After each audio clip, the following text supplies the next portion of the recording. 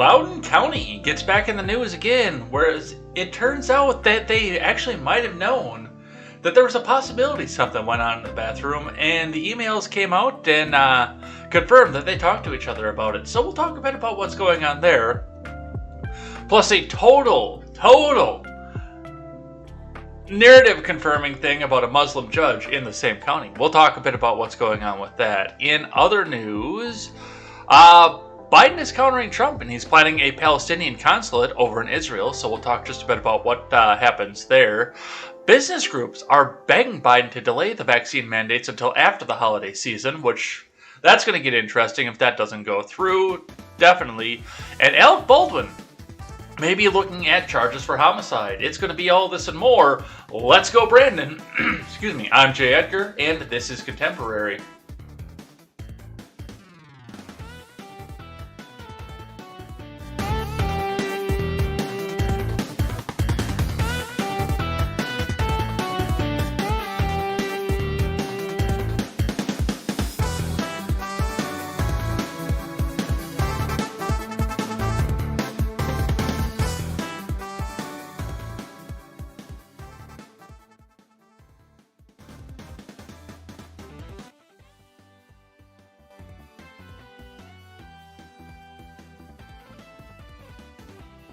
Well, good morning, everybody. Welcome to Contemporary. My name is Jay Edgar, and we have got some news to get to today. Some breaking stuff happening out of Loudoun County.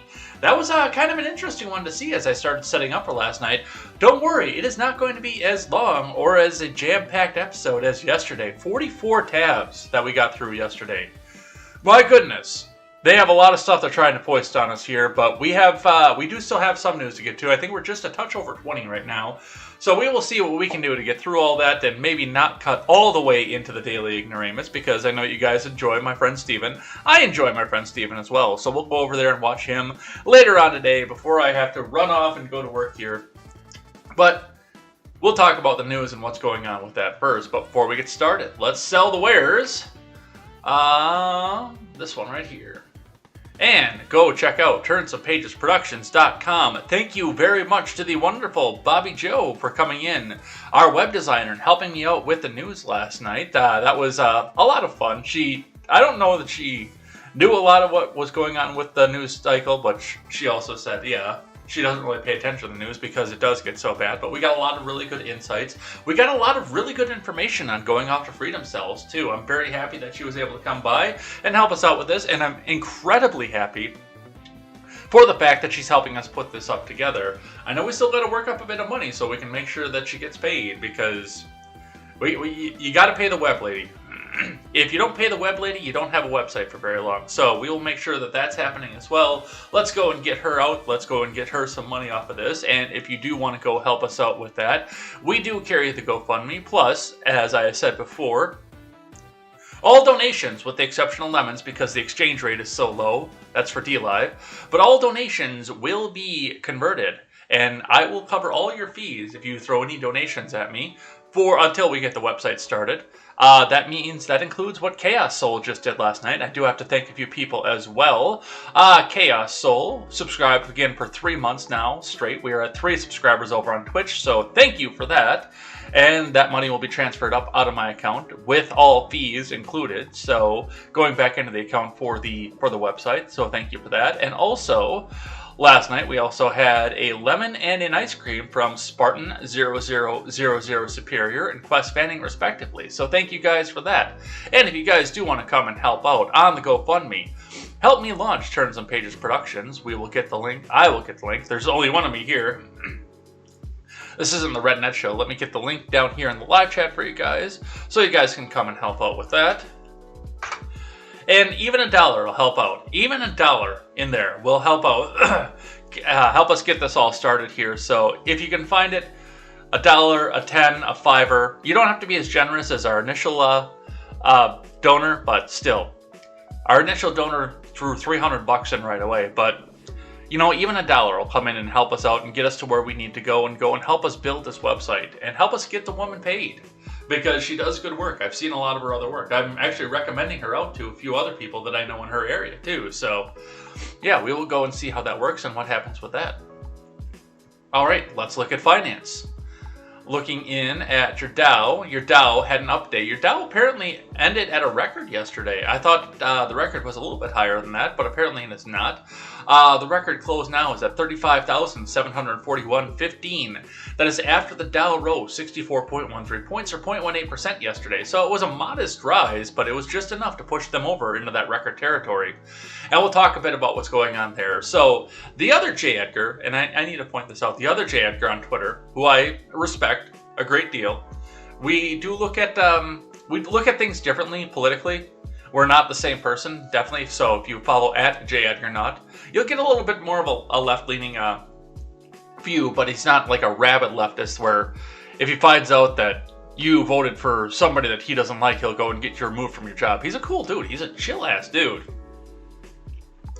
But he posed the question on whether or not we could see 36,000 in the Dow this week. And I said, yeah, probably. Most likely. And I'm going to defend that for just a second here, because, I mean, we're sitting at, we got at the climb at 35.8, and it is also earnings season, which is also, that always bloats the markets on earnings season. When everybody's returning, oh, we got our earnings back from, and this is how much we made in the last quarter. That always drives stocks up. I do think that we could see 36,000 this week. I don't know if it'll stay there. I don't know if we'll go back into a slump, and we'll talk a bit about that with hiring later on. But yeah, we could definitely see it this week. It could definitely happen. So we'll continue to watch that and see where it goes. On the Bitcoin, your Bitcoin is at $62,762 US and 20 US cents. That is a slight uptick from yesterday. So congratulations if you have Bitcoin. You earned a little bit today. Even if it's like a 0.0000001% of a Bitcoin, you earned a little bit today. Awesome. Congratulations for that. I would prefer Cardano or Ethereum myself. But those aren't the big ones where everyone says, oh my god, you could buy prostitutes with Bitcoin. How could you ever do something like that? Yo, I think Bitcoin blows. I think the other ones do a little bit too, but not quite as brightly as Bitcoin does. On your scrap metal prices, copper continues its downtrend, but steel and aluminum continue on their uptrend. Aluminum jumping up to 65 cents a pound on the average. Steel up to $189 or $189 a ton. So that's pretty cool here, looking at your copper. It looks like copper manufacturing is leveling off at this point. And that's one thing. We started doing this. We started doing this to say where everything was as far as what's happening to you, because people are going to start selling a bunch of stuff.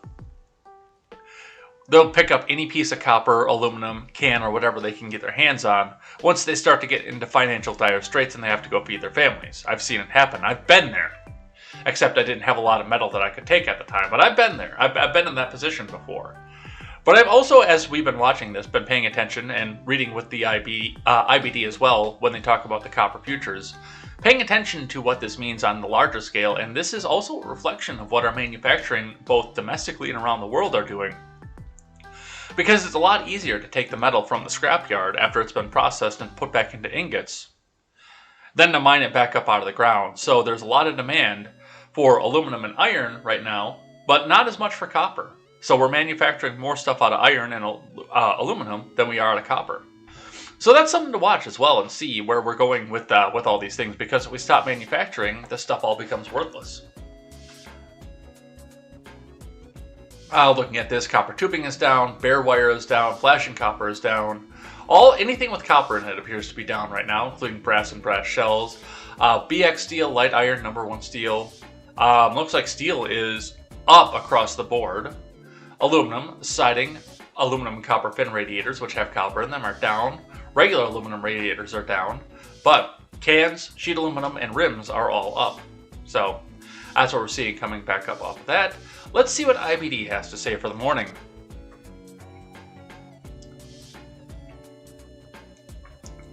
Dow Jones gains as Tesla hits $1 trillion mark. Donald Trump SPAC plummets. 3 stocks pass buy points from Michael Larkin. And this is last night's. I didn't see anything up there for this morning's IBD, but this is from last night at the close. The Dow Jones Industrial Average rose as Walt Disney led the blue chips. Tesla passes $1 trillion mark, while Donald Trump SPAC Digital World acquisition plummeted from opening highs. Meanwhile, a host of stocks made positive moves amid the bullish market action. Lithium play Albemarle is eyeing a new entry, while Denbury, Cadence Design, Systems, and electric infrastructure play Quanta Services passed buy points. The Nasdaq is the top major index of the day, popped 0.9%. Tesla was leading the way here, but Moderna also stood out with a gain of about 7%. The S&P 500 was also up, though by a slimmer margin, 0.5%.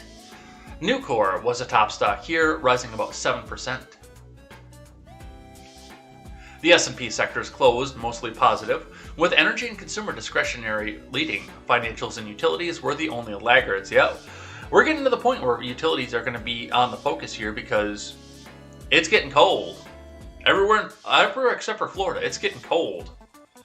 So that's what we're going to start seeing off of that. Small caps also turned in good gain despite the weakness among financials. The Russell 2000 was finished with a gain of 1%. However, it was growth stocks that made the most bullish move, with the Innovator IBD 50 ETF posting a gain of 1.6%.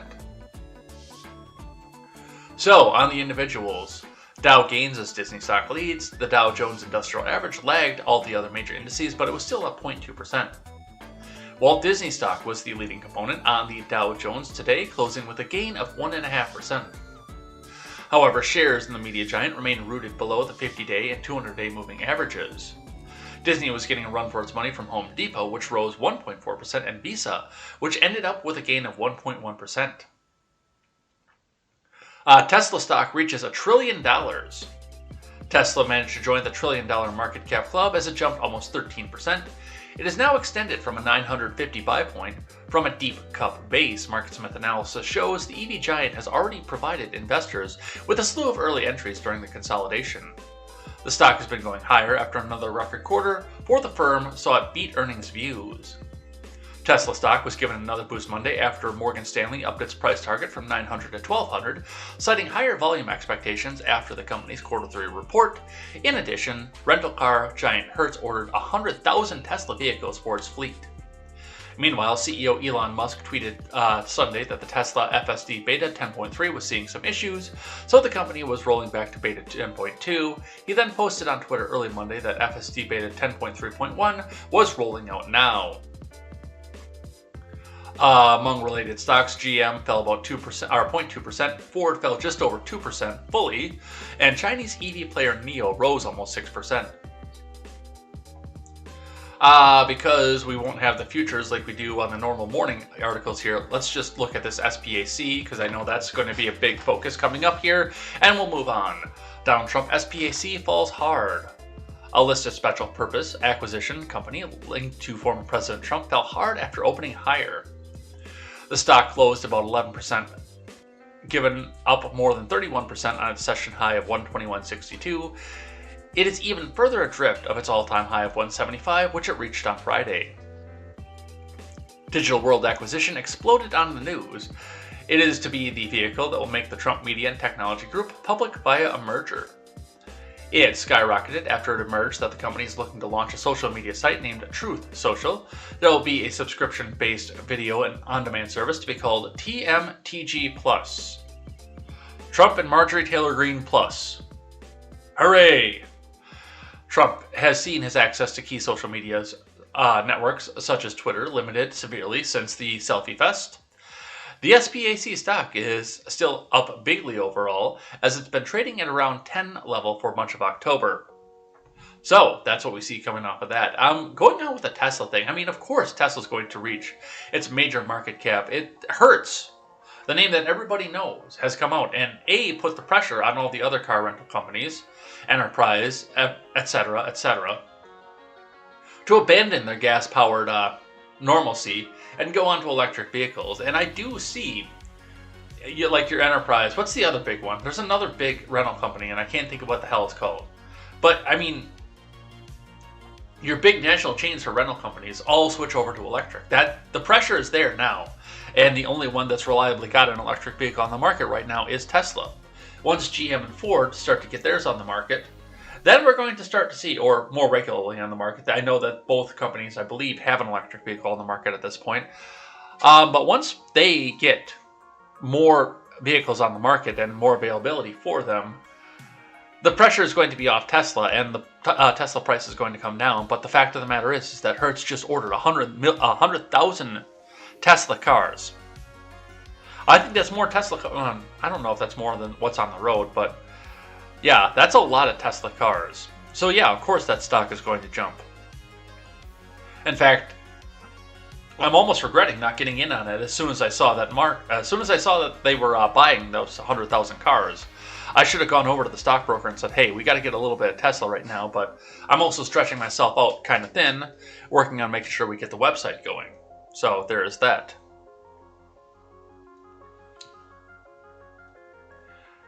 But that's what we see off of that.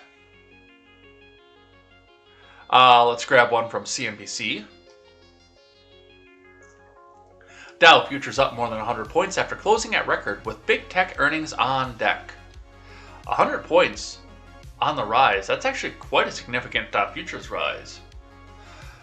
U.S. stock futures rose in morning trading Tuesday as investors await a slew of major technology earnings with the broader market at a record high. The Dow Jones Industrial Average were up about 114 points, S&P 500 futures gained 0.4%, and the Nasdaq traded 0.6% higher. Shares of social media giant Facebook ticked 2.3% higher in pre-market trading after the company topped analyst earnings expectations. Facebook missed expectations for revenue and monthly active users. UPS also saw its shares increase 2% rather in pre-market after the shipping firm posted a strong beats on profit and revenue across all business segments. Yeah, if the post office continues to suck, Budget, that was the one I was looking for. Yes, Budget Rental is still in business. That was the one. I knew there was a third one. Thank you, Ron. If the USPS continues to have its problems, and it has many of them at this point, especially coming into the holiday, you are going to see UPS pop, and they actually might be the revenue leader coming in for fourth quarter earnings when we start to see them drop in January. So definitely we'll pay attention to UPS and see where that goes. And I mean, this is not official financial advice, but I would talk to your advisor and say, hey, is UPS right for me right now? And of course, have the conversation with that person, because that person can give you official financial advice. I cannot. I can yell into a microphone and read back what's happening, but I can't give you official financial advice. But right now, that would be one. If you're going to be in the markets, I would look into and say, hey, is this right for me? FedEx would be another one. All right. Let's see. In other earnings news, Dow Component 3M gained 2.2% after pre-market after beating earnings on the top and bottom lines. That's going to be a lot of people going back to work and needing office supplies again. General Electric rose 1.4% in pre-market trading after the company issued an upward revision to its full-year earnings forecast while reporting higher than expected third-quarter profit. Earnings season is off to another great start, but now the big test will the big tech names step up? With stocks at all-time highs, the bar is indeed quite high, and tech will need to impress to help justify stocks at current levels, said Ryan Dietrich, chief financial strategist at LPL Financial. Of the 119 companies in the S&P 500 that have reported earnings, 83% beat expectations. According to Refinitiv, S&P 500 companies are expected to grow profit by about 35% in the third quarter. Yeah, wait till those mandates start to hit. That's my thing right now, and we're starting to see more and more people are walking away from the jobs because they're not going to do the mandates. Even into the federal government, and even in New York City and California, they're saying no to the mandates. And a lot of the people that are going to these demonstrations, we talked about this with Bobby Joe last night, are fully double vaccinated. Some of them have gone and got their boosters, but they don't agree with the fact that it's mandated. And they're willing to lose their jobs over the fact that they want their coworkers to be able to make the choice rather than have the gun to their head and say, you either get this jab, or, I probably shouldn't say gun on YouTube, by the way, but the gun to the head of, you either get the jab or you don't work and you don't feed your family. I go to church with a guy, by the way, who was in that position. And he told me about that. We were talking about that in the sacristy one day after the service, because he knows that I do news and he knows that I talk about this stuff and analyze this kind of stuff. And we were talking about it. His company is less than 100 people, but they still had the mandate off of there, and he came to the very hard decision of, do I feed my family? Do I keep my comfortable 2-bedroom and redacted? Or 3-bedroom rather, and redacted? Do I keep my comfortable 3-bedroom in this place and not get the jab? Or get the jab, or not get the jab and have to go back out and search for another job? And ultimately he chose the former, to feed the family. And a lot of people are in that position, and I fucking hate it. I really do. But that's what we see coming up off of that. We got to get into the big news of the day. We were going to start with something funny, but I decided to take the high road and not make fun of this person here, who definitely deserves to be made fun of at this point, because Tim Pool was trending yesterday, and we're going to do Twitter trending later on and see what's actually trending now. But Tim Pool was trending yesterday, and I looked at that and I said, what has Tim done this time? So I looked into some of the tweets, and it turns out that he said something about Dune and how much it sucked, and I've never read the books. I'm not going to see the movie. Those of you who watch this channel know that there does actually need to be a clause after this. But I'm actually not going to see that movie until after I've read the book. It is in my Kindle. I am reading The Sum of All Fears right now. Then I'm going to go on to Starship Troopers, because I promised John that it would be next, and Saint that it would be the next book that I read. So I promised the two of them that I would read that next, but after that, Dune is up next, and it's already in my Kindle, so I can just pick it up and go as soon as I'm done with those two. So we will see that, and I will probably watch the movie after I've read the book, but I do have to read the book first. That's an important thing for me. If a movie is based on a book, I have to read the book first, unless I was unaware of the fact that it was based on a book before I watched the movie, and unless it is Mean Girls, because Mean Girls is also based on a book, but it's not a novel. It is a parenting self-help book. You actually see that in the opening credits. I didn't notice that until like the third time I watched that movie. But yeah, you're watching the opening credits, and the first thing that it's like the sixth thing that flashes across the screen, based on the book, Queen Bees and Wannabes. And I looked into that. I'm like, okay, how funny is this book going to be? And I looked at it, and this is a parenting book. This is a self-help book. Lame. Okay, we're not going to read that. But as far as the Dune thing goes, I saw one tweet out there, and I know the sentiment behind it. The sentiment behind it was going to be, let's go! Because it was a response to somebody else tweeting out, well, Tim Pool's saying that this movie sucks makes you want to go see it even more. And then the other person tweets out, let's go! Fuck Tim Pool! But he kept his comma out of there. So it was just all one run-on statement, without punctuation. So to me it read, let's go fuck Tim Pool! And I retweeted it out and I said punctuation matters. And, I also commented on it just to say, hey, you do you. I'm not really into Asian people, so you go do your thing, do whatever it is that you want to do. And, he got all his buddies out to quote tweet about the dick in the mouth. Like I've never been called gay on the internet before. I love show tunes and I love to cook. Like I've never been called gay on the internet before, or in real life for that matter.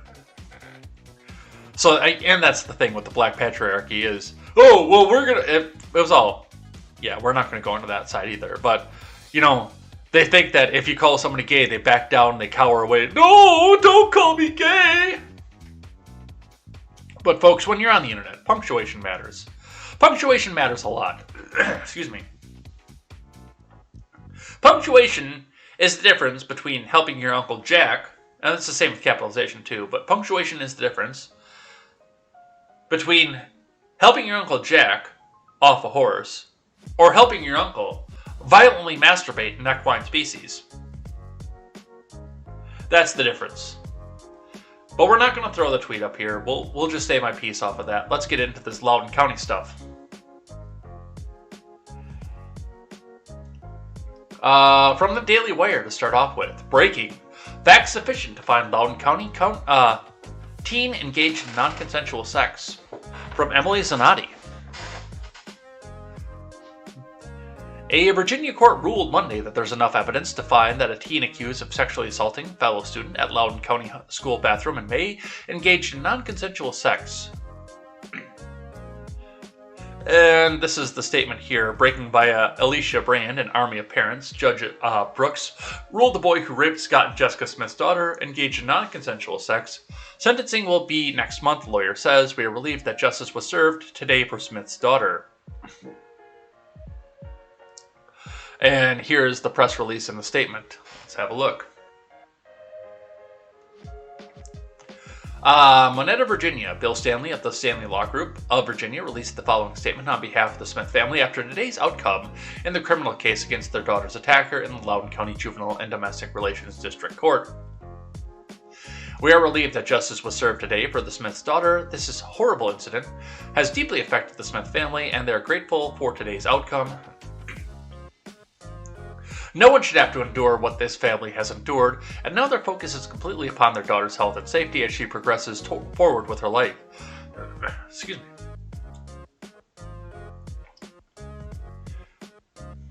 She is a very smart and strong young woman. She is deeply loved by her parents. Both Jessica and Scott Smith will continue to do everything in their power to protect her and help her through this difficult time in her life. The Smith's daughter is a survivor and a fighter. We are confident that she will grow even stronger with each passing day. The Smith family wants to thank all of those in the community who have demonstrated their love and support over the past few months. The Smith family stands stronger than ever in moving forward to ensure that these responsible Loudoun County school system are held accountable so that this may never happen again to anyone else's child. The end. So, I mean, obviously we're not going to be able to see the proceedings because this is a juvenile case. This involves a minor, so none of the details are going to be out there of the perpetrator. But still, this has gone through the juvie court, and yes, this person is now going to be going, well, to juvie, obviously, and we don't know, because obviously he wasn't tried as an adult either. But yes, this has been confirmed at this point by a judge. The evidence was there, and yes, this guy, this kid is a scumbag. Honestly, I'm sorry to say it as bluntly as I did, but yeah, this kid is a scumbag. To go and take advantage of, and this was the thing that was questioned about when it first started happening. When the bathroom thing started happening, we started to wonder, okay, is this going to be an open season for somebody to come on, put on a dress and say, oh, I'm a girl now, and then, you know, there he is in the vulnerable, with girls in the vulnerable position, able to do so. We were told that could never happen. That couldn't be a thing, and nobody would ever do that. Nobody would ever go over and pretend to be another gender in order to get access to the women's bathroom. Whereas before, honestly, they had the access to it no matter what. There was no reason for them to go back and do that because there were no rules for it. But this was way back in 2015. This was brought way to the forefront and said, hey, we need to pay attention to this.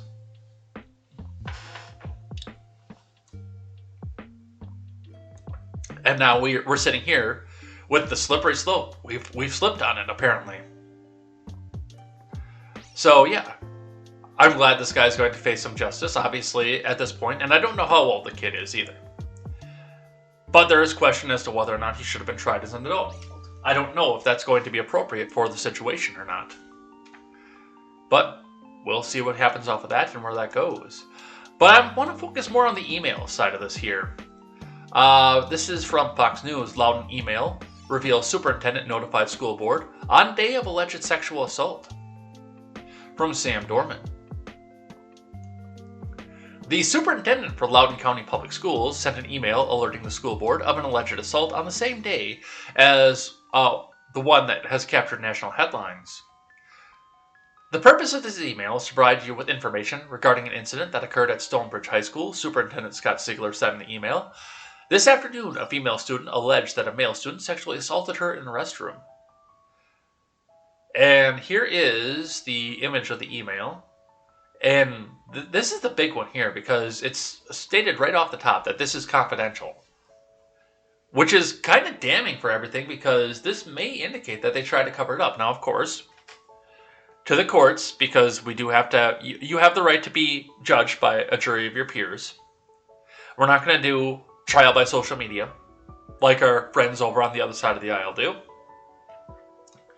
But regardless, this is still a thing because if I saw this, if I was a judge or a lawyer and I saw this, where the first thing that I saw here was confidential, yes, and I understand that sexual incidences between children should be confidential in and of itself, but this is a portion where they've already also been shown as trying to cover this up.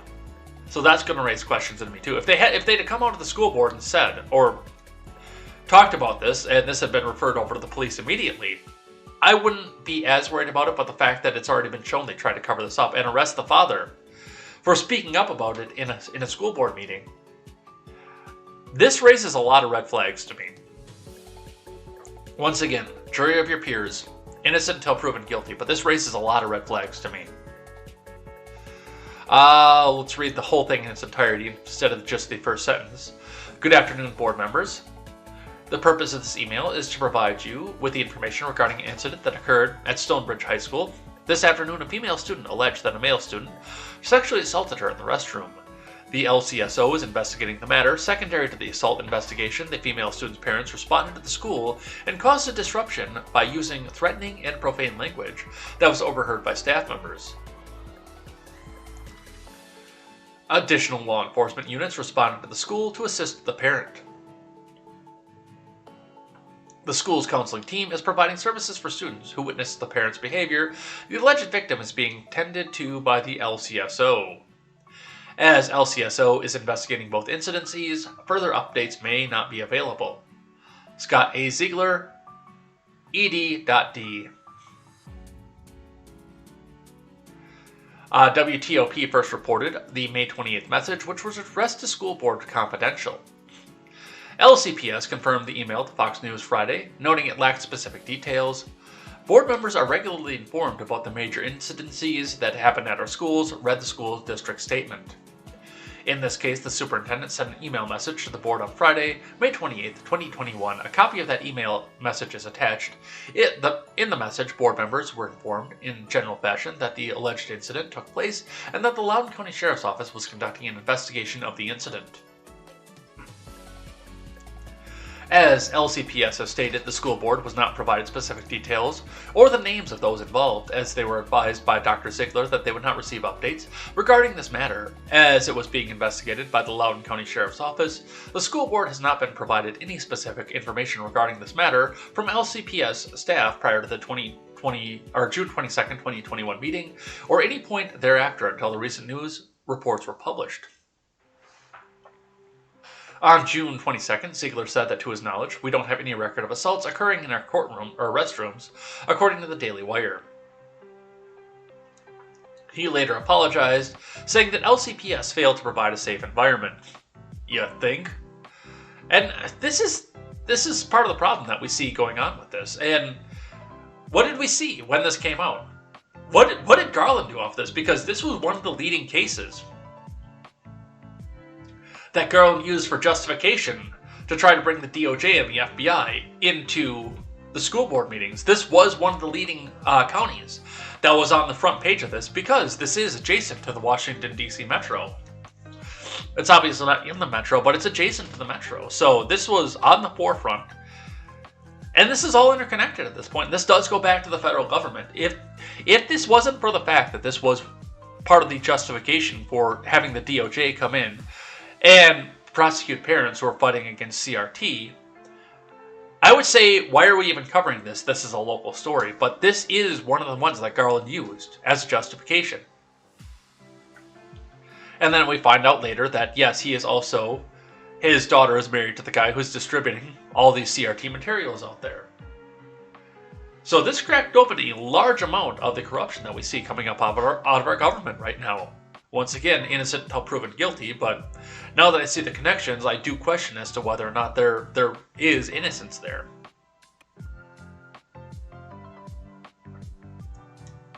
But that's what we see off of that. Let's grab one here.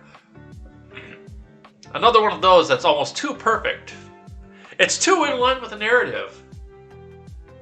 And I have to wonder if this is a hoax too. From WUSA 9. Multiple death threats target Loudoun County prosecutor. From Bruce LeShan. Loudoun County's Commonwealth Attorney, Bhuta Bibaraj, is taking steps to secure her own safety after she says she received multiple alleged death threats. Virginia state troopers are investigating. Bibaraj is a first-generation Muslim immigrant and has been portrayed by multiple far-right websites as an immigrant prosecutor who targeted the father of a school rape victim.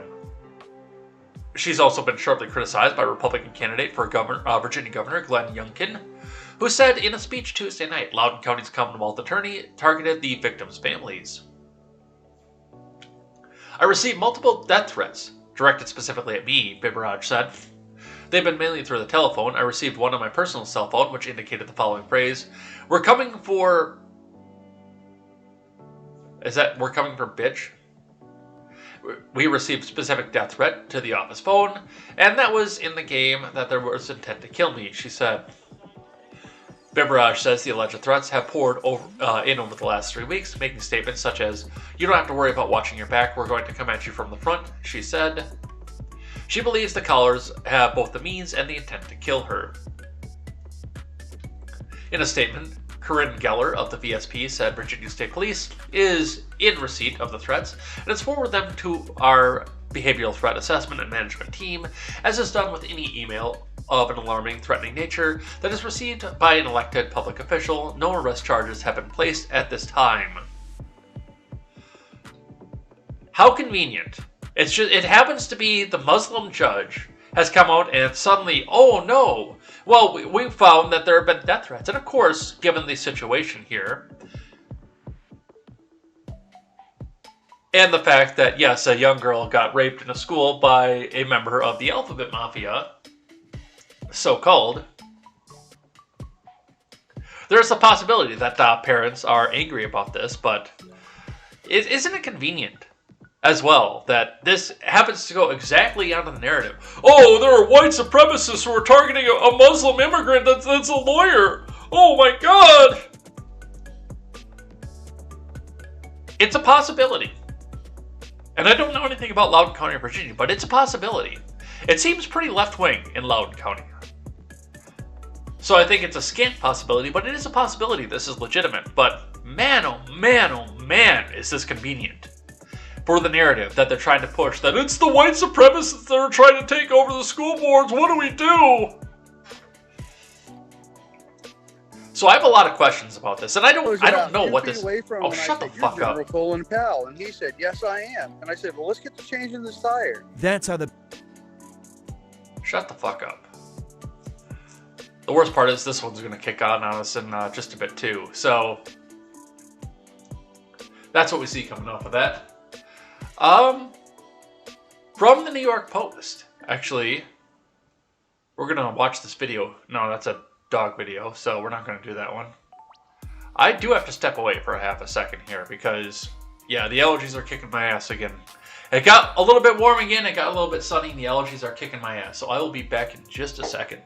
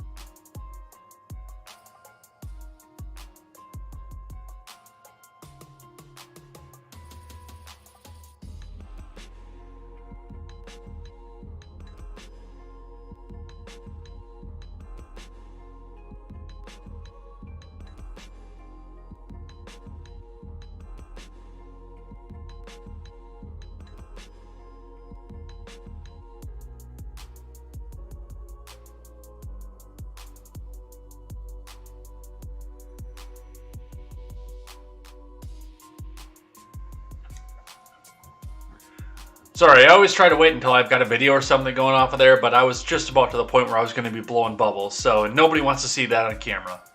Or maybe you do, but we try to keep this stuff professional here. Let's keep going. From the New York Post.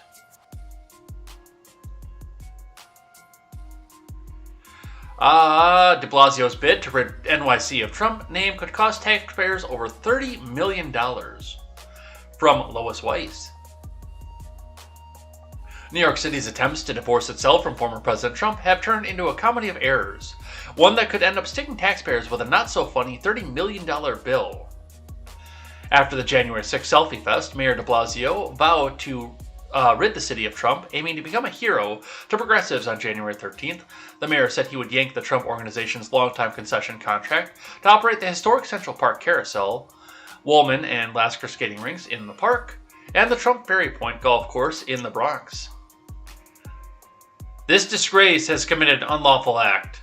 I'm sorry, this president, not this disgrace. This president has committed an unlawful act. He has disgraced himself. He will no longer profit from his relationship with New York City, de Blasio told reporters. The city moved to strip the Central Park contracts from Trump, even though they would have expired that spring anyway. We can't let them go to completion. It's just like the presidency. They tried tooth and nail, even coming down to the last days, to have him impeached and removed from office before January 19th of this past year. They wanted him removed fully from the office, so he couldn't go down in history as serving a full term. And they just couldn't do it. That's what it always seemed like, too. Like, we can't let him finish a full term. We have to let him go. He has to be removed. We have to get that credit off of this. Which it does think that I do think that they're going to get this opportunity again. I think he's going to run again. And I think he could win again, especially if the Biden administration continues to do what it does.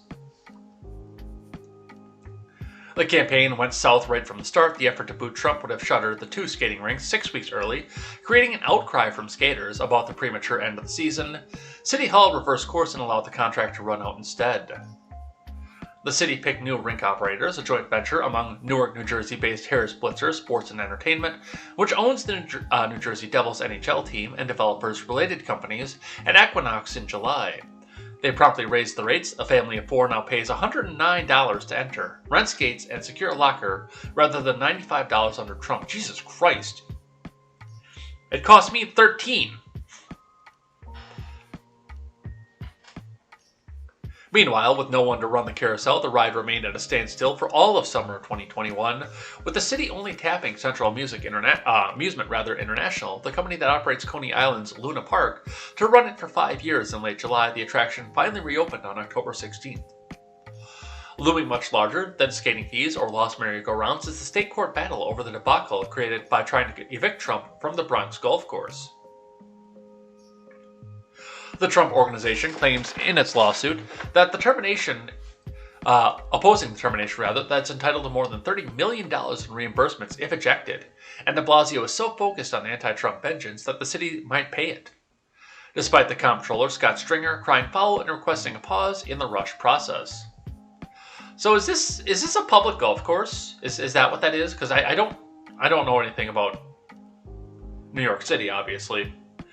And I don't actually play golf, even though I don't want to, or I do want to rather. Even though I want to go play golf, I don't usually have anybody to go play golf with. I wish they'd give me a warning more than a few seconds before they cut off my Instagram stream. I really do. So I could say, hey, go check out the link above you.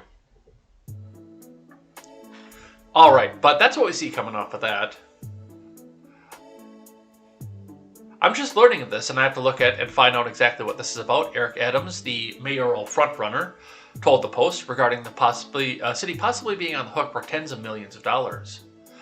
Built on a former garbage dump that closed in the early 60s, it took 14 years to develop the Trump Ferry Point, which opened in 2015 as the city's newest public golf course, but only because then-Mayor Mike Bloomberg asked Trump to take over the construction and management. It cost a reported $269 million to build.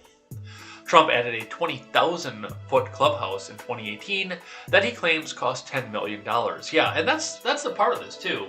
Where we're coming and seeing this is because Mini Mike came out there and said, okay, well, let's make sure that we get this done right. Oh, Donald Trump, you're a real estate developer. Come back out and do this. And this was in the 60s and 70s.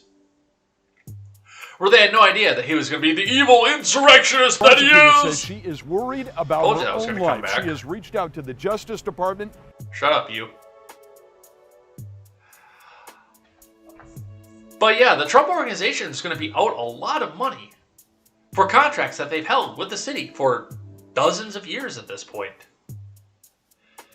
And a lot of construction and a lot of real estate that they did into a piece of land that was otherwise probably essentially worthless.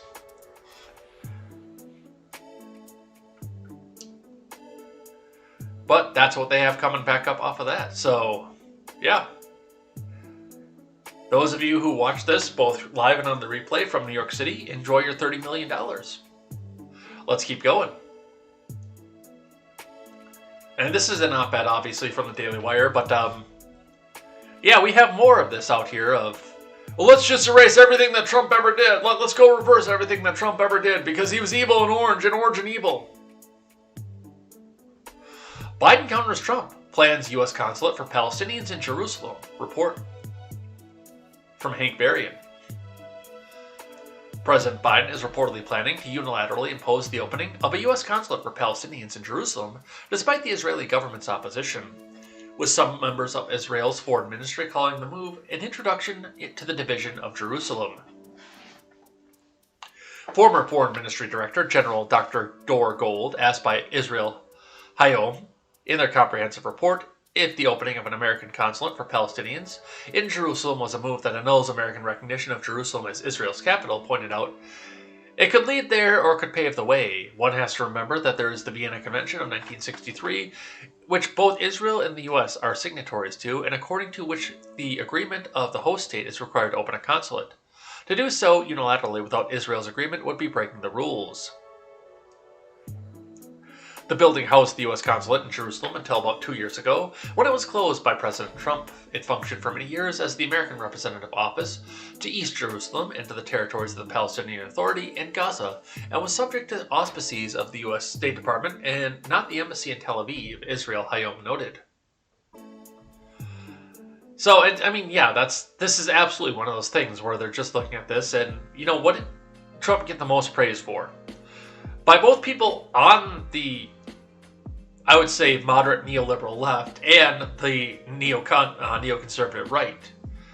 Well, he officially moved the embassy into Jerusalem because we've been hearing that promise since, well, Reagan, maybe Carter. But we've been hearing this for my entire life that, okay, the next president, they're going to move the embassy from Tel Aviv over to Jerusalem. I think even Obama said that. I think. Don't quote me on that.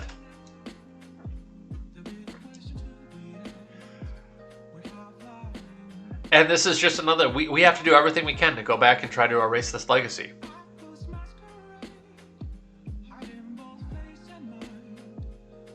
But that's what we see coming off of that. From Newsweek, Cowboys for Trump founder turns on Trump in conference speech over Capitol riot charges. From Christina Zhao, Cowboys for Trump founder Couy Griffin, who is facing charges in connection with the U.S. Capitol Selfie Fest, has turned on the former president in a conference speech for abandoning January 6 selfie takers and failing to deliver on a campaign promise. Griffin is facing misdemeanor criminal charges in the Selfie Fest on the Capitol on January 6, where he was seen attempting to lead a crowd of rioters in prayer and an outdoor terrace. He supports Trump's baseless claims. This is an op-ed. It's marked as news, but this is an op-ed as well. But denies that he knowingly entered restricted grounds to disrupt Congress certifying President Joe Biden's election win. Yeah, see, here's the thing. I'm sure that there's going to be a misdemeanor and a fine for a lot of these people for entering a restricted area, but I don't know that 90% of these people knew that they were entering a restricted area because this is the people's house. And they're going to come out here and they're going to try, oh, you knowingly entered a restricted area. Why is the government restricted? That's my big question, especially where laws and legislation are made. I mean, when I was still living in Mass, yes, we all had to disarm and take our pocket knives, pens, and everything out of our pockets to go into there, but we all walked right into the Mass State Capitol after going through the metal detectors and watched legislation happening. We walked into the State House and watched legislation happening. That's something you should be allowed to do in a free republic. There shouldn't be restricted items or restricted times here. There shouldn't. If anything, from what these people are trying to tell us about what happened here, this is historic. This is one of the most historic moments. We have ousted a dictator from our country. Everybody should be in here to watch this. But apparently this is restricted somehow. But let's go on and listen to what Couy had to say. We supported President Trump because of his fight for justice as well, and for 4 years we cried, lock her up, lock her up. We knew she was a criminal. What did the president tell us? If I was in charge of the law, you'd be in jail, Griffin said Sunday at a QAnon conference in Las Vegas, Nevada. Mr. President, you've been in charge of the law for 4 years, he added. At the end of your 4-year time, the only ones locked up were men like me and others like me that have stood by the president the strongest. Yeah, but you're being locked up by people who are opposed to the person that you so religiously supported. And this is a religion at this point.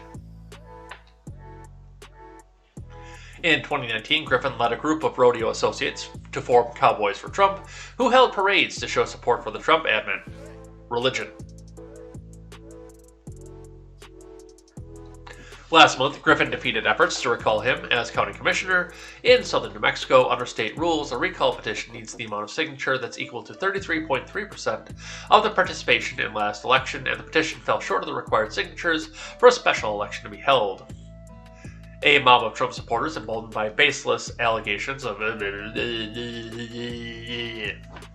Okay.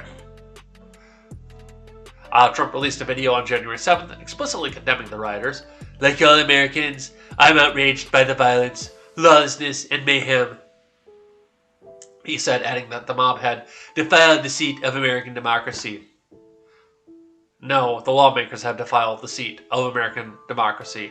I'm sorry, Donald, but you're wrong on this one. And yes, everybody should have an opportunity to walk into the Capitol and look at your lawmakers who make laws that affect your life, which that in and of itself is something that never should have happened. We should never come to that point. But lawmakers who make the laws that affect your life, those have defiled the seat of democracy.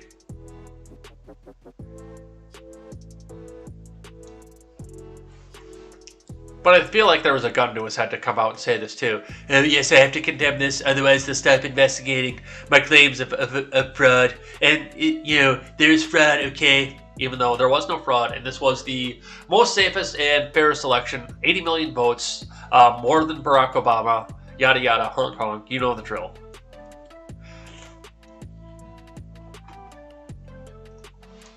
Let's keep going here from the Blaze. Ron DeSantis reveals powerful incentive for police officers to relocate to Florida over the vaccine mandates.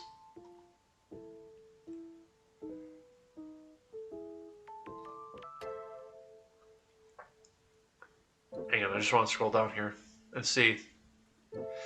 There's a statement too. We get to watch a statement in real time, but let's announce a little bit of this here before we get into.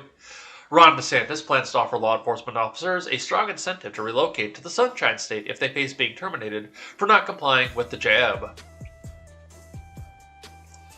Police departments nationwide, already suffering from depleted resources made worse by anti-police sentiment last year, face losing large swaths of their uniformed employees if COVID-19 vaccine mandates enacted by bureaucrats are enforced against officers. Chicago, for example, could lose thousands of officers who are defying vaccine mandates. Other agencies, however, like the LA County Sheriff's Department, are not enforcing the vaccine mandates to prevent mass termination of much-needed police officers. Speaking on Fox News Sunday Morning Futures, DeSantis slammed government officials who want to fire healthcare workers and law enforcement officials for not getting the vaccine.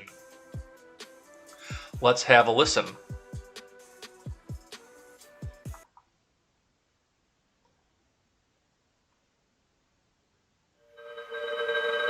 Oh, there's going to be a commercial. That must be in that. You better leave your ad blocker on. That's Glenn Beck for you, right there.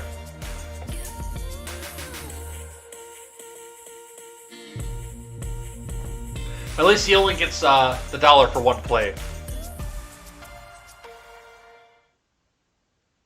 Fortunately, we've been able to fight back very effectively against mandates imposed by, for example, local governments against police fire. Maria, these people we've been hailing as heroes, the nurses we've said have been heroes this whole time. They've been working day in and day out. They couldn't do their job on Zoom. They had to be there, and they did it, and they did it with honor and integrity. Now you have people that want to kick them out of their job over this shot, which is basically a personal decision. And you're right, what Biden's doing is unconstitutional. He does not have the authority to do this, but what it will do on a practical level, in addition to being unconstitutional, in addition to be taking away people's personal choices, is it will wreak havoc in the economy. Because even if a small percentage of these folks end up losing their jobs or voluntarily walking away, you're going to have huge disruptions in medical, in logistics, in law enforcement. And so in Florida, our policy is very clear. We're going to have a special session, and we're going to say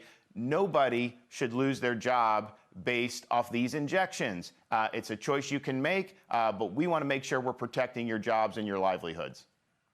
Yeah, not only that, but in a situation where there's crime spiking across the country, the president of the union police union in Chicago is estimating that 3,200 Chicago police are defying the vaccine, and they will be off the job. That means off the streets. What is that doing to the American people and their feeling of safety? It's very concerning.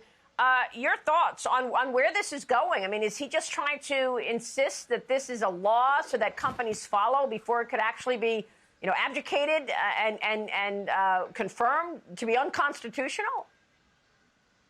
Well, first, I think it's important to point out, on a scientific basis, most of those first responders have had COVID and have recovered. So they have strong protection. And so I think that influences their decision on a lot of this, that they have already had it and recovered. And so they're making no accommodations for that. They're still pretending like that doesn't even exist. And so that's really, really troubling when you see that. But I can tell you, Maria, in Florida, not only are we going to want to protect the law enforcement and all the jobs, we're actually actively working to recruit out-of-state law enforcement because we do have needs in our police and our sheriff's departments. So in the next legislative session, I'm going to hopefully sign legislation that gives a $5,000 bonus to any out-of-state law enforcement that relocates in Florida. So NYPD, Minneapolis, Seattle, if you're not being treated well, we'll treat you better here. You can fill important needs for us, and we'll compensate you as a result. I wonder what John thinks of the fact that there are going to be more cops in Florida if this actually does go through. And, of course, this is... DeSantis, I've noticed in recent weeks, has backed off the executive order pen. You notice the wording that he just put in there. I hope the next legislative session that I get to sign legislation into play to offer this $5,000. Whereas, what did we see just a few months ago?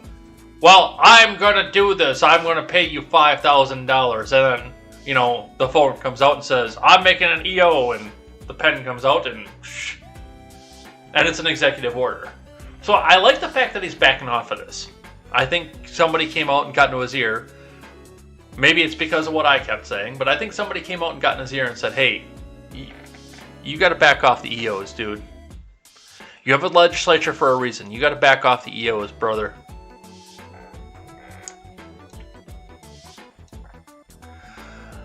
But, I mean, we look at some of this, and, I mean, Florida is. They have the needs. They don't necessarily have the crime spiking off there, but, they're trying to get more taxpayers in there and more people in there to come back and join with them. And, I mean, good on Florida for, showing where this goes. And there are some other sides of this office. I mean, Maria was kind of leading DeSantis as well, I noticed. But I guess we'll see what happens with that and if we do get this law coming back into this. Let's keep going.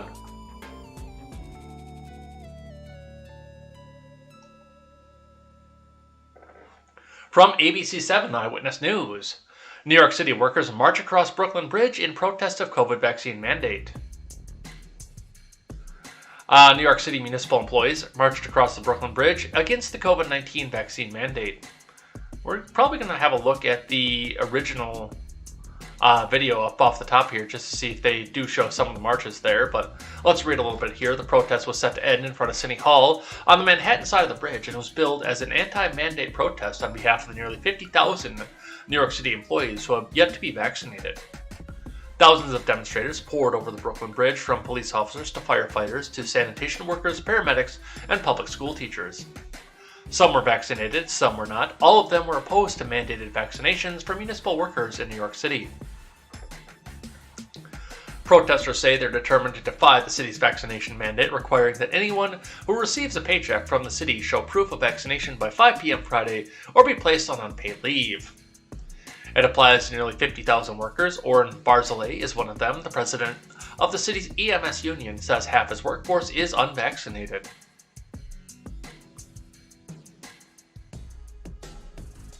All of our members were exposed to this disease and we developed our natural immunity, Barzilay said. If we have the natural antibodies in our body, isn't necessary to really inject something else into our body when it's still early. It's only 10 months into it, the vaccination process.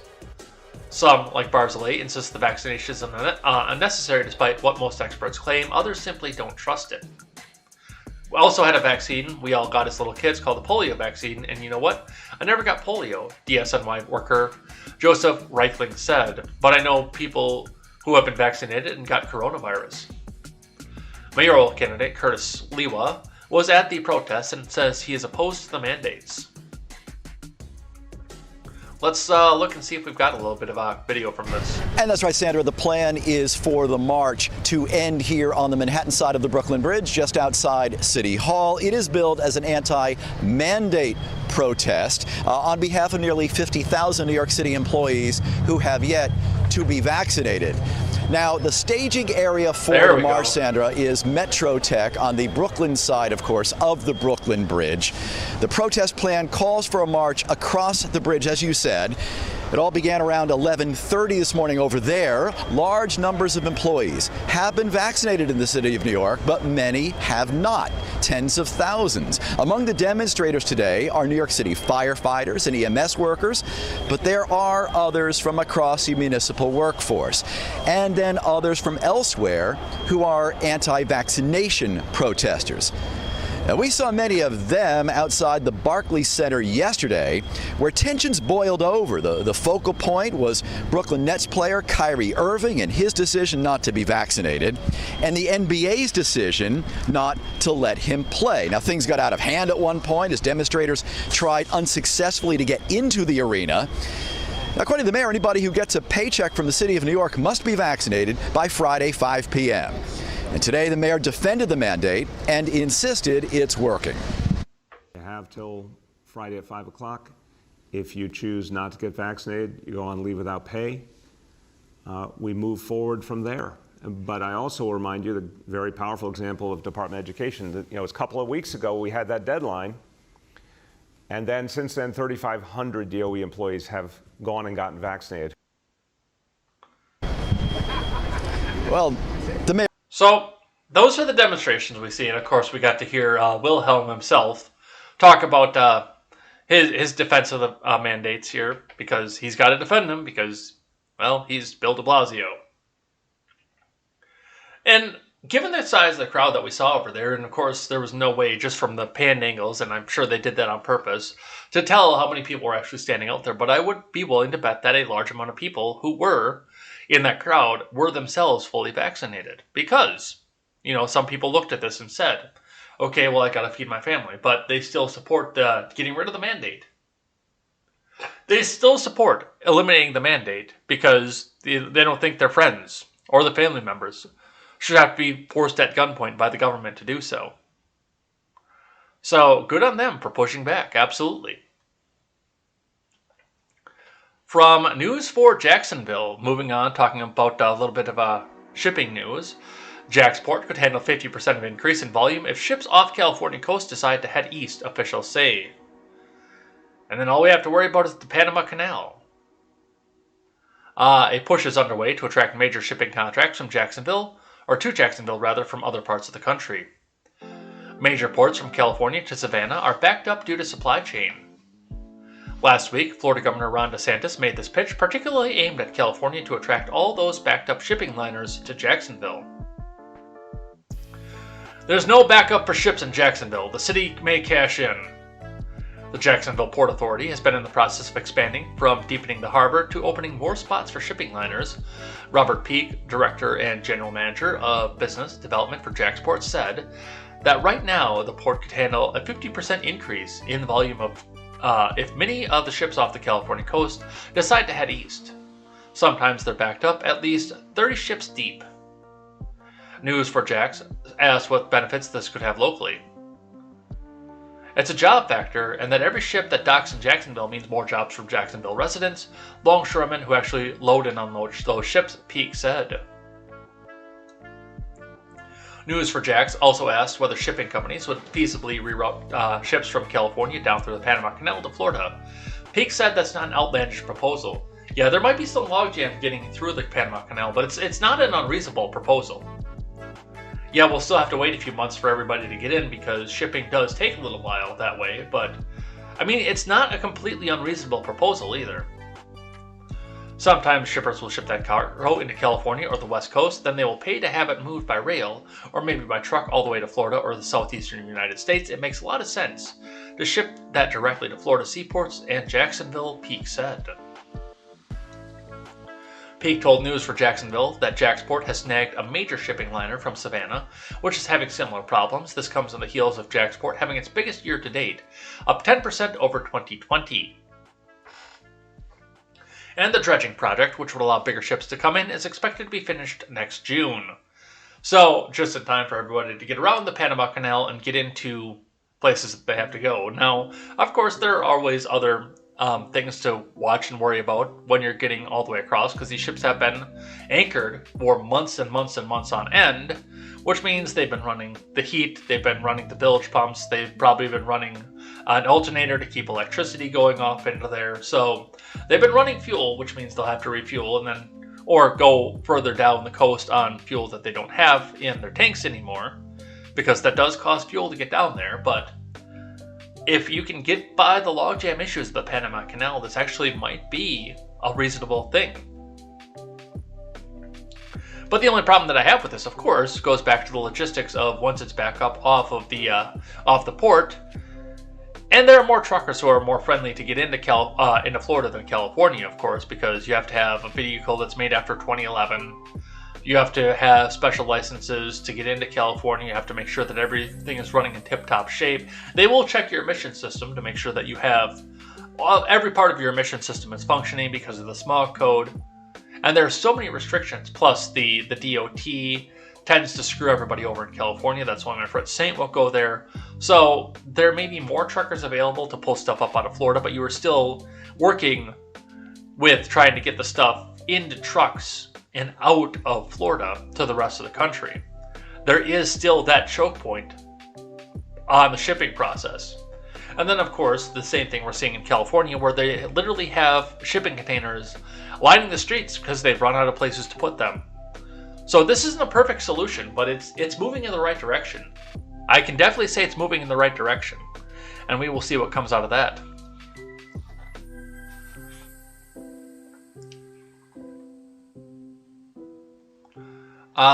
From the Highland County Press, Ohio Senate secures gun ownership rights during emergencies. From J.D. Davidson. The Ohio Senate has solidified gun rights, limiting government power in an emergency, and clarified knives are included in the right to bear arms. SB 185, which passed 23-7, stops the state or local governments from confiscating any lawfully owned gun during a declared emergency. Senator Tim Schaffer of Lancaster said it protects Ohioans' rights to protect themselves and does not add any new gun rights. The legislation will protect the rights of Ohioans to their firearms, recognizing their natural right to self-defense, as well as to feed their families during times of declared emergencies, Schaffer said. State governments around the country shut down businesses and established stay-at-home orders during the COVID-19 pandemic. Some states also limited gun sales. Ohio did not limit gun sales. Schaffer said 24 other states, including Indiana, Kentucky, and West Virginia, have similar laws. The bill is critical to proactively define the limits of the government power to limit their abuses, Schaffer said.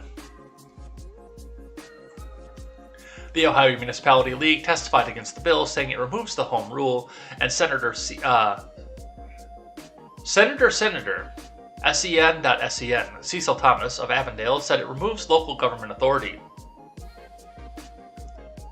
The bill is sort of like a Christmas tree wish list regarding removing the municipal legislative powers, Thomas said. In doing that, you're creating an environment where local control has really no authority to manage the process. It's basically denying the local government the ability to protect their local community as they deem appropriate. Yeah, but you see, you're also limiting the ability of the people who live in your districts to defend themselves and having them rely on the police. So, I'm okay with it. I do wish it would have been done on a local level, more so, but, you know, when you have a track record for doing stupid shit,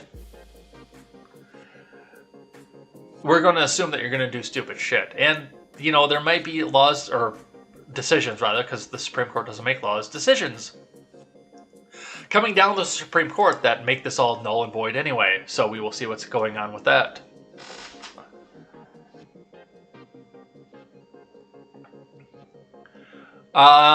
From Fox News, or Fox Business rather.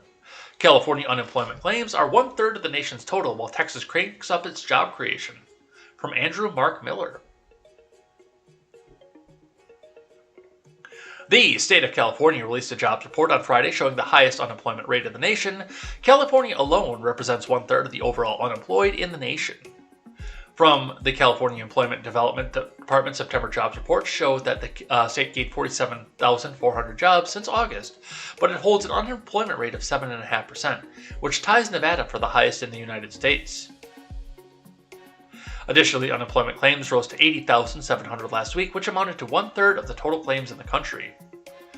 The state's Governor Gavin Newsom painted an optimistic picture of the report, blaming the coronavirus pandemic for the slow growth, but claiming the state is averaging record job creation. Our economic recovery continues to make promising progress, with 812,000 new jobs this year and regaining over 63% of those jobs we lost to the pandemic. Newsom sent a release. As we continue averaging record job creation, our work is more important than ever to get more Californians back on the job and support those hardest hit by the pandemic. Within the past 8 months, California has created approximately 812,000 new jobs, more than any other state, Newsom added. That averages about to approximately 101,500 per month. Cool. Now you have to do stuff to get people to take the jobs. That's the problem. You've incentivized people to stay home forever and never have to go back to work. Yes, you have all those 812,000 jobs out there, but nobody wants to go off and take them. Because working is hard and Mommy and Daddy California will take care of me. So, I mean, this is going to fail at this point. But we will watch and see where it goes.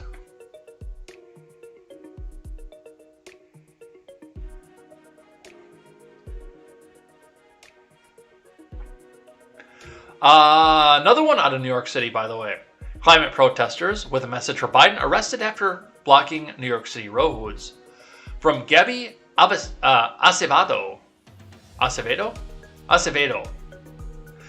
This is from NBC4 out of New York. Police in New York City arrested 45 climate protesters Monday morning for blocking several lanes of traffic on the FDR and West Side Highway throughout the early commute. Protesters from the Sunrise Movement and Extinction Rebellion made their stand on the busy city's thoroughfares, calling for immediate action from the federal government and, in particular, President Biden. The group wants to keep Congress from cutting climate initiatives that were in the Democrats' Build Back Better plan, the very plan Biden traveled to New Jersey on Monday to promote. Let's watch.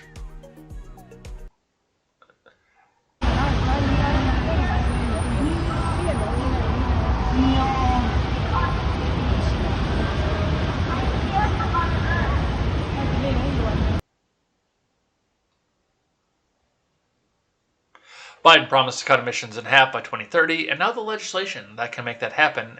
Everything is hanging on the future of life of the planet is hanging on what's happening in Congress that's been negotiated down, protester Anna Cordero said. Talks between the lawmakers have brought down the original $3.5 trillion price tag of the bill, which currently stands closer to $2 trillion as negotiations continue. The Associated Press last week reported that Biden continued to fight for $500 billion in tax credits, grants, and loans to fight climate change, which means give money back to his big business buddies so they can buy a carbon credit. Those credits include tax breaks for energy producers that reach emissions reductions goals.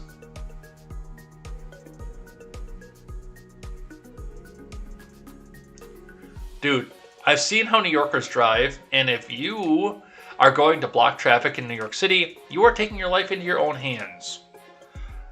That's all that I have to say about that.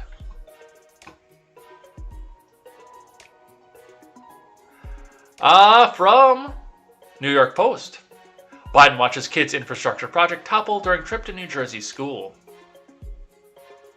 President Biden watched a child's infrastructure project crumble before his eyes on Monday as he visited a New Jersey school to promote his beleaguered public works plans.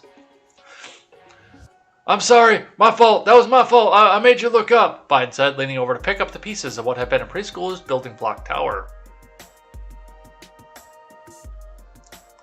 Biden visited the North Plainfield School with Democratic Governor Phil Murphy, who faces an unexpectedly tight race for re-election next week against Republican candidate Jack Ciattarelli.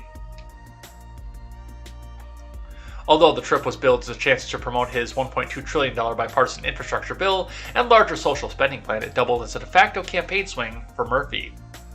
Biden plugged the governor in the classroom and again at a nearby New Jersey transit facility in Kearney, New Jersey. Well, here's the question.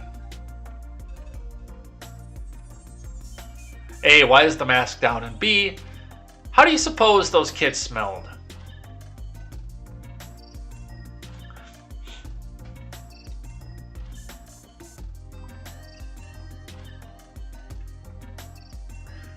I'm sure that he had to go and get his little sniff in. Hey, come on, man, come over here. You smell good. All right. From, I believe, they don't give me the title of this one. Becker Hospital Review. There it is. From Becker Hospital Review, business groups asked Biden to delay vaccine mandate until after the holidays. From Georgina Gonzalez.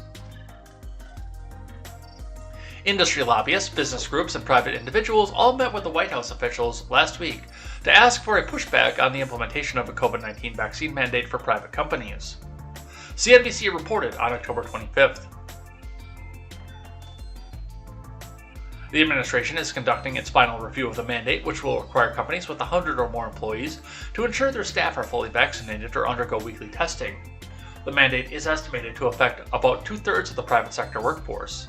The Office of Management and Budget received the final rule October 12th and is soon expected to finish its review, after which the mandate will quickly take effect. Employers are worried that the mandate will drive even more employees to quit amid the highest level of turnover in 20 years. A poll from health policy analysis firm KFF published last month revealed 30% of unvaccinated employees said they would rather leave their companies than comply with testing or get vaccinated. The responses in these polls are often exaggerated, however, according to the financial services company Goldman Sachs research suggested that the mandate would actually encourage employment by reducing COVID. Oh, Jesus fucking Christ. Of course Goldman Sachs would say that. And creating a safer work environment to invite back the 5 million workers who left due to the pandemic. Industry lobbyists raised concern about the cost of the weekly testing. If folks are allowed to refuse vaccination, and the employer takes the testing obligations from a cost standpoint, there's no real motivation for those employees to get the vaccine, Evan Armstrong of the Retail Industry Leaders Association said. The National Retail Federation asked for 90 days for employees to comply with the mandate, effectively pushing back the order until January 2022. The Business Roundtable, another lobbyist group, also told CNBC the administration should allow time for employees to comply. Ed Egge, a lobbyist at the National Retail Federation, told CNBC, this mandate cannot be implemented in 2021 without having serious repercussions on the American economy. That's the fucking point. That is the point. That's what they're trying to do, to have the repercussion on this. So you expect the fact that, oh, well, just have lower your expectations because, you know, we're going to see those empty shelves. It's just going to be fine, though. Just lower those expectations. You don't need to go and get that stuff out of there. Come on, man. No, there's a reason that they're doing this right now. And it has nothing to do with the spread. The spread is over. Until they bring out the Delta Plus variant and decide that it's time they need to frighten the people into going back and staying in their homes once again. And yes, the Small Business Administration and these businesses as well, if they do have more than 100 employees, are absolutely right. This is going to cripple retail coming into the Christmas season. This is going to absolutely cripple retail.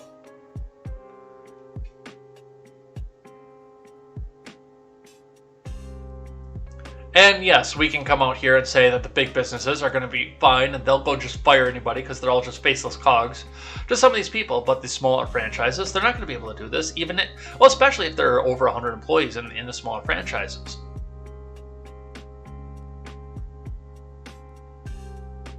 So yes, this is going to cripple us going into Christmas season. They're trying to do whatever they can. And they've said, oh, well, Christmas might not be the same this year. You might not have as much. Where people are coming back and pointing out the fact that if you say Christmas won't be the same this year because of materialistic goods, then you don't know the reason for Christmas. That's one side of this. But yes, they are trying to lower your expectations about what Christmas is going to be and knowing that there aren't going to be as many gifts under the tree as there used to be.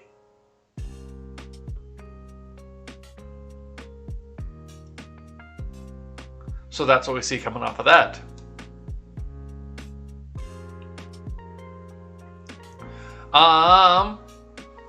Let's talk about this unrealized gains tax, which I'm not completely sure how this works entirely. I've heard people rumbling about it already, and I'm kind of curious to see how it works. So let's see what's happening here. Tim Scott will lead us off here. Tim Scott warns Dems' plan to tax unrealized gains risks wrecking the entire U.S. system. From Charles Creas. South Carolina Republican Senator Tim Scott joined the Life, Liberty, and Levine on Sunday to analyze the state of Congress, criticizing Democratic majority leadership for locking out Republicans from negotiations on the multi-trillion-dollar socioeconomic overhaul legislation dumped human infrastructure. Scott told Mark Levine that Democrats did not receive the proverbial mandate from voters in 2020 to enact such sweeping transformation of the American socioeconomic system, given that they cling to a 3-vote margin in the House plus 3 vacancies.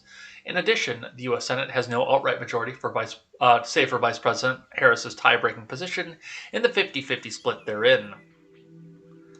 We have no idea, except for what we read in the newspapers, what's actually happening behind closed doors.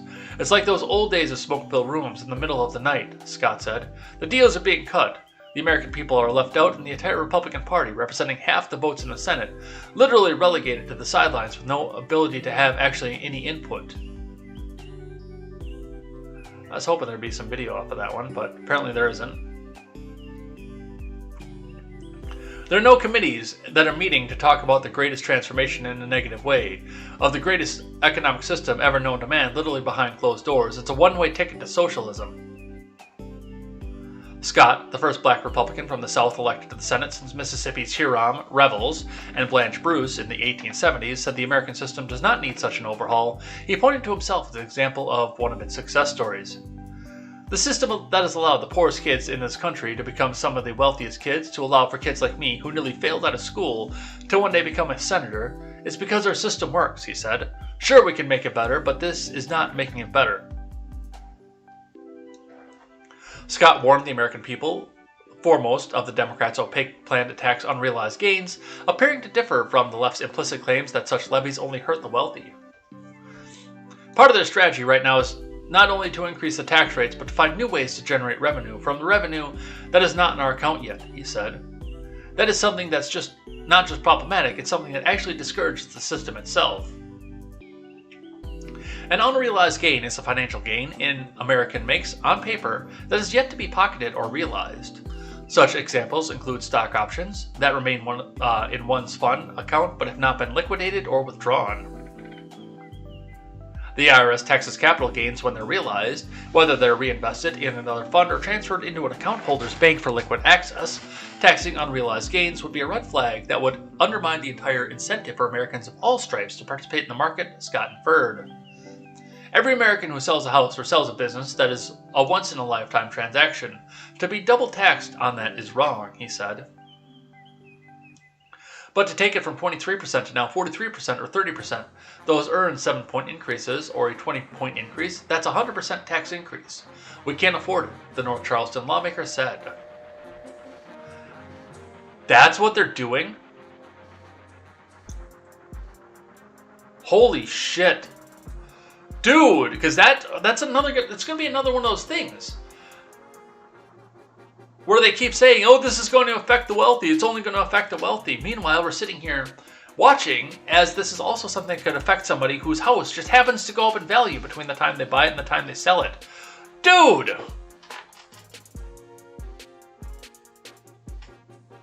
What? Well, that's going to wreck the economy. From the New York Post, op-ed as well, Democrats' latest terrible idea, taxing profits that don't exist. From Charlie Gasparino. If you need further proof that a vote for Uncle Joe Biden was actually a vote for socialist Bernie Sanders, look no further than the loopy proposal the admin is now floating that will tax people on profits that don't exist. No, I didn't just make that up. To pay for the $5 trillion love letter to progressives, the Democrats have floated taxing unrealized capital gains. Essentially, it's a way to tax people based on their wealth, not their income. Profits, or so-called capital gains on investment income, are taxed at a lower rate than regular income, from 15% to around 28%, but only if the investment is held for more than a year before its sale, because we want to encourage people to invest and create jobs. It makes sure to entice rich people to take a risk with their money and fund startups with other entrepreneurial ventures that employ so many working class people. Otherwise, they will just put their money in tax-free muni bonds and clip coupons as they sip margaritas on some tropical islands. But why take the risk at all? If the Democrats pass the unrealized idea, it would force people to pay a tax on their investments that have increased in value, even if they didn't cash on those investments out. Yeah. Looking like she was giving a hostage video, Treasury Secretary Janet Yellen haltingly rolled out the plan Sunday on CNN, assuring us that this is a nothing burger. This was not a wealth tax, but a tax on unrealized capital gains of exceptionally wealthy individuals. Yellen claimed the proposal by Ron Wyden, the lefty Democrat from the left coast on Oregon, would be imposed on liquid assets and only impact billionaires. Really? Because real estate increases in value almost every year consistently.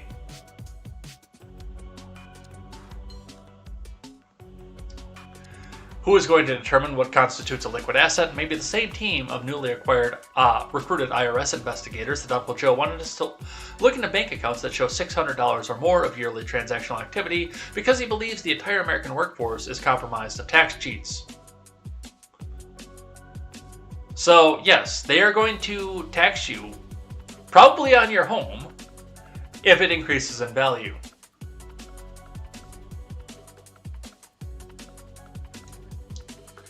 Alright, let's keep going here. From the Blaze, we're almost done.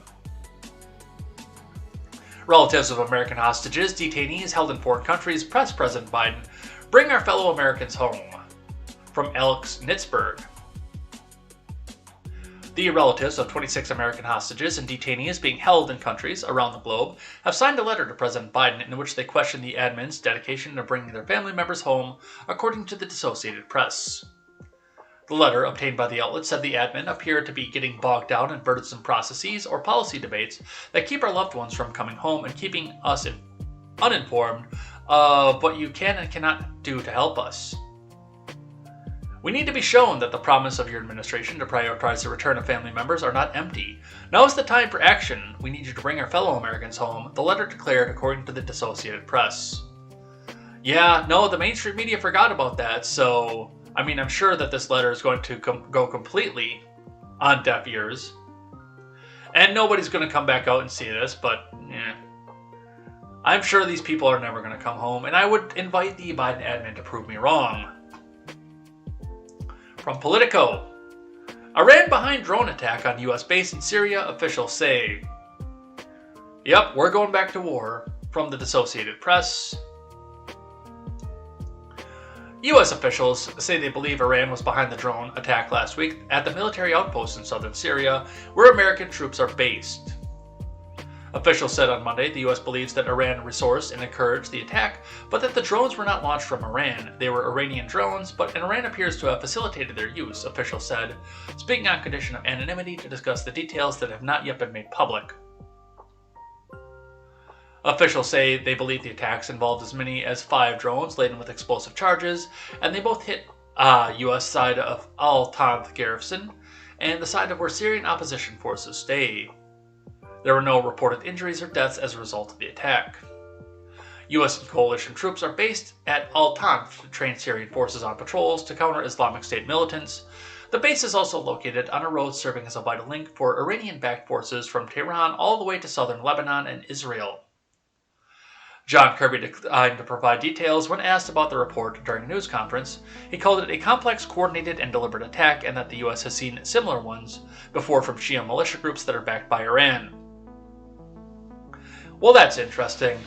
A drone strike takes out a U.S. base in Syria, and nobody is killed or hurt. But it sure happened, and it had to be from Iran because, look, it must have been from Iran. I call bullshit on that one. But, once again, we're sitting here in a position where the administration is begging for us to give them $3.5 trillion to spend And what better way to do this than to invoke the military? Alright. Major U.S. banks continue to finance oil and gas industry, study says. From Steve Gelsey. JP Morgan Chase, Citigroup, and Bank of America collected the most fees from oil and gas and coal sectors this past 6 years. According to a Bloomberg study released Monday, the news service said these and other major banks have drawn at least $17 billion in fees and floated around $4 trillion in loans for fossil fuels since the Paris Agreement on climate was reached in 2015. So far in 2021, major banks helped generate $459 billion in bonds and loans for the oil and gas and coal businesses. According to Bloomberg data, the banks at the same time led $450 billion worth of green bonds and loans. The study comes ahead of the UN Climate Summit starting October 31st in Glasgow. A little bit of a shorty for us here, but yeah. Here's the deal. The Paris Climate Accord is supposed to come out and tell us that gas and oil is going away because we're going to put these coal miners out of business, we're going to put these oil companies out of business, we're going to put all these companies up out of business. So you just make sure that you come out here and we'll just keep buying the stuff here because we're going to continue to finance them even though they're coming out of business. I call bullshit on this. And we're actually going to cut the show just a bit early here today. So the last thing we're going to do on Tuesday is Twitter trending. So let's have a look at what's trending here on Tuesday. Alright, starting with number 2, because we'll skip the Tuesday thoughts and Tuesday feeling stuff. Number 2, Twitter is suppressing Dr. Dog Killer, won't let it pass the number 1 trend. Good morning to everyone except for Dr. Dog Killer. So we're going back and we're trending talking about Dr. Fauci, because he apparently killed a dog, or a bunch of dogs off there. Financed the funding to go back and kill the dogs. And now Twitter, I guess, it tried to suppress this here. I'm not surprised. Next trend. National Pumpkin Day. Whether they're making delicious fall meals or carving cool faces, people across the country are celebrating National Pumpkin Day on October 26th. Even I got a pumpkin this year, and I've got a Halloween costume that I'm going to wear on Friday for the show here, but I'm putting a little face on it. I'm not going to carve it, but I'm going to put a little face on it. So, happy National Pumpkin Day, apparently. That's where we're sitting at right now, is National Pumpkin Day. World Series. Braves and Astros, and Game 1 of the World Series starts today, so I haven't paid much attention to baseball throughout this year, so I don't know if this is good or bad or what happened here. It looks like the Red Sox dropped out, so there's your trending right there. What not to put in your mouth?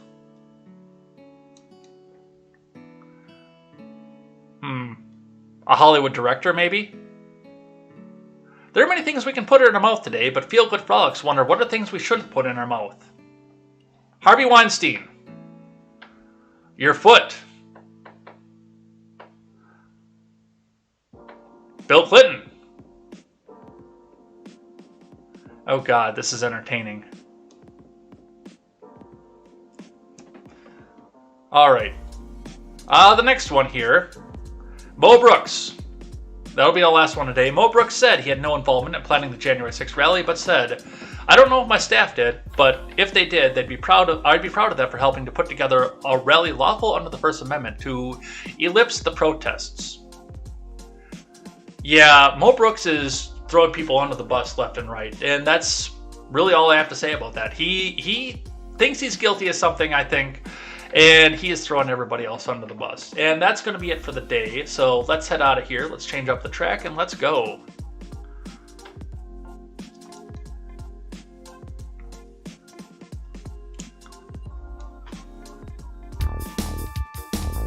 So, thank you everybody who came by and chatted with us in the live chat, came and hung out with us for the day here.